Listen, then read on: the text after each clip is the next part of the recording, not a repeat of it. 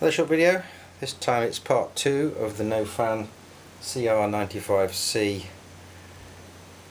heatsink sort of comment fitting guide thing that I've done.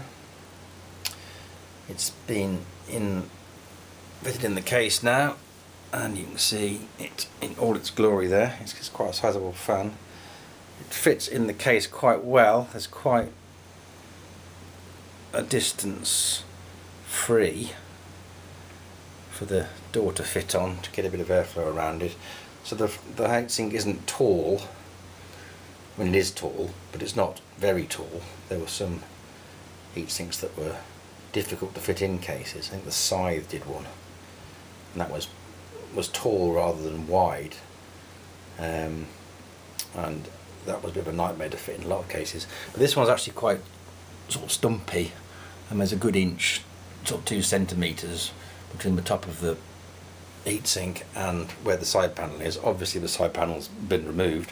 This case is a Corsair Carbide Series 330R Blackout Edition, and that has the padding on it to give a bit of acoustic dampening, and it's on the side panels, which obviously one has been removed, and the front door. It also comes with 2 fans. Both of these fans are disconnected, and you can see that I've tied up the power leads for them. It comes with a fan controller, that's also disconnected. That's a Seasonic 520 watt fanless power supply. That's quite nice. So this is basically a completely silent computer, really. There's the SSD, Samsung Pro. There's a 2 terabyte mechanical drive just for storage. This was left on testing for just over a day, and these are the screenshots that I took of that. That shows that it was uptime just over about 26 hours. It was on 100% stress using Prime 95, which you can probably just about make out there. And these are the overall results for that time period. So you see, when I took the screenshot, it was idling at 33. So generally speaking, it was idling at between, well, the lowest one it recorded was 26 and about 45 degrees. That's the kind of range it would sit there at. When it's under full stress, which is what it was doing most of the time, it peaked at 86 degrees, which is quite high, but it's still below, obviously, the threshold for it shutting itself down, stroke damaging itself.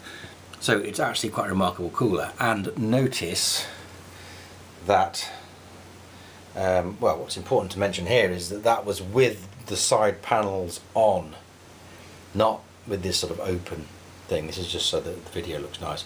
And it was also with the top cover on. So if it does get a bit hot, you can always, with this case, take the cover off and you get airflow coming out the top. But those readings and all the testing, that was all done with that top panel on.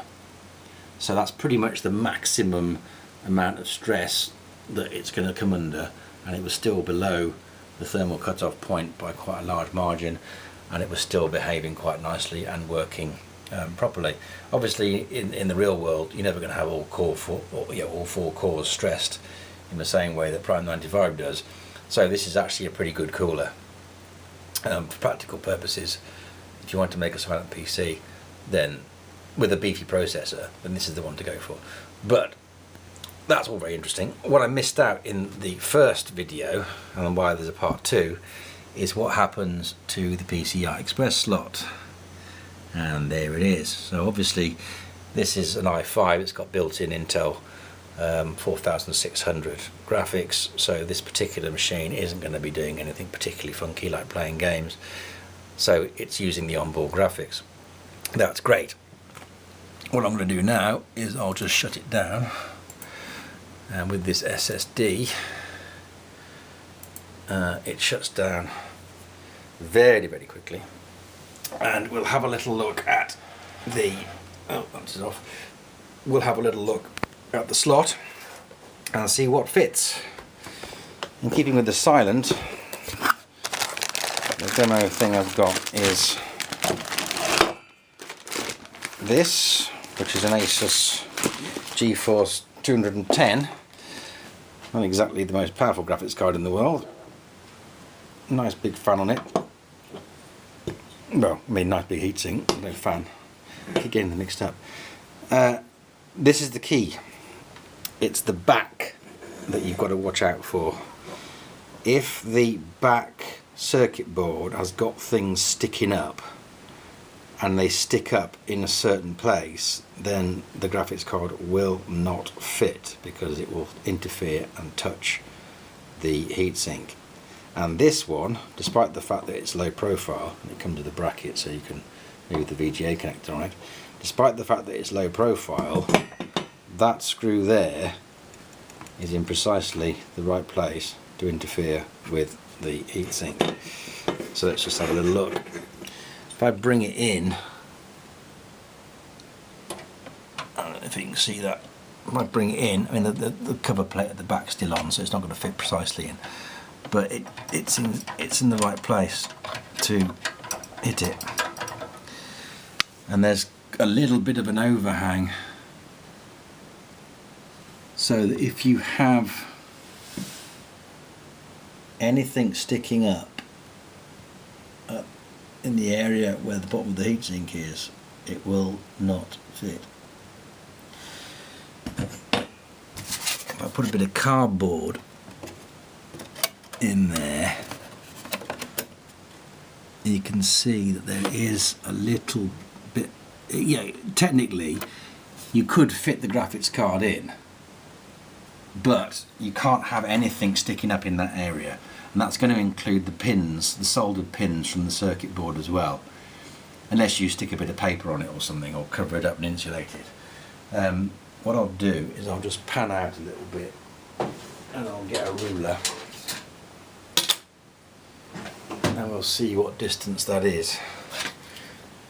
Now, when I tried this with the little back plate off, that screw there and that screw there were in exactly the right place to be directly at the bottom of the cooler, so they couldn't be in the worst place. So what sort of distance have we got?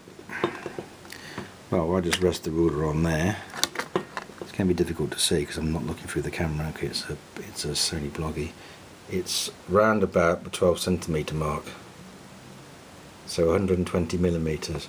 So if you measure your graphics card and you look 120 millimeters, then that is going to be where it impacts on the space between the cooler and the card. So you realistically, if you look at the dimensions of it, you're realistically looking at, say, an 8 centimetre gap. So if I put that on 4, you're looking at not having things on the graphics card 8 centimetres width centering on 120 mil.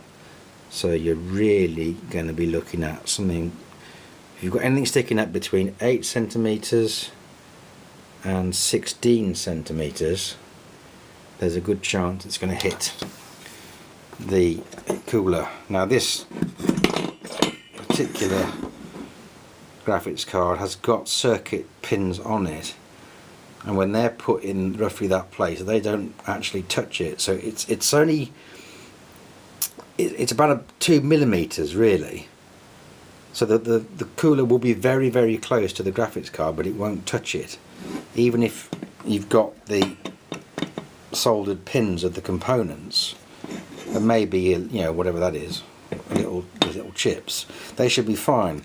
It's the big screws for the heatsink that are going to be the problem. So it's the position of the GPU on the graphics card that's going to be influencing here. But I think you can see, if I slowly pan up, you can see that if you go on the NOFAN website, they are correct, but they're being a bit generous with themselves. They are correct in saying that the first PCI Express slot isn't obstructed, because it says it's free if you look at the table of compatible motherboards on their website, but it's pretty damn close. It really is pretty damn close. The other PCI, the little one, the one-time slot, you could probably get a sound card in there, depending on what sound card you've got, but it's still very, very close. So you can use these sockets, but you do need to take some measurements, and you do need to think very carefully about where things are put. I don't think you've got much option in terms of maybe sliding the cooler up the processor a millimetre or so, just to give. I don't think that's quite going to work. I suppose it is an option. The screw holes for this one have got a little bit of flexibility in them, but it is still very, very, very, very tight. The RAM, as in the previous video, loads of room for that, as long as you get the right type. Dominator, no. Standard RAM, yes. Standard RAM with a slightly funky heat spreader, yes. All discussed in the first video. Main issue here is the PCI Express slot. It isn't obscured, but you can still touch the cooler if your graphics card has got sticky outy bits. So all in all, pretty good. If you want a silent PC that doesn't have a graphics card, then this cooler's a no-brainer, despite the fact that it's 80 quid. It cools it very, very effectively, even under full load, and that's an i5. What it would be like with the actual full version, I say full, with the main version of the i5, I can't test that. I went for the S version because I knew that was going to be, you know, a little bit better at coping, because it produces less heat. But it's still a mighty impressive cooler. Obviously, any other questions, stick them in the comments and I'll try and answer them. This machine makes very little noise. There's a little bit of capacitor squealing, but you get that pretty much anyway. But apart from that, once the side panel is on, you can't hear it at all. You don't even know it's on, which is precisely what was wanted. So yeah, great, excellent cooler. Thanks for watching.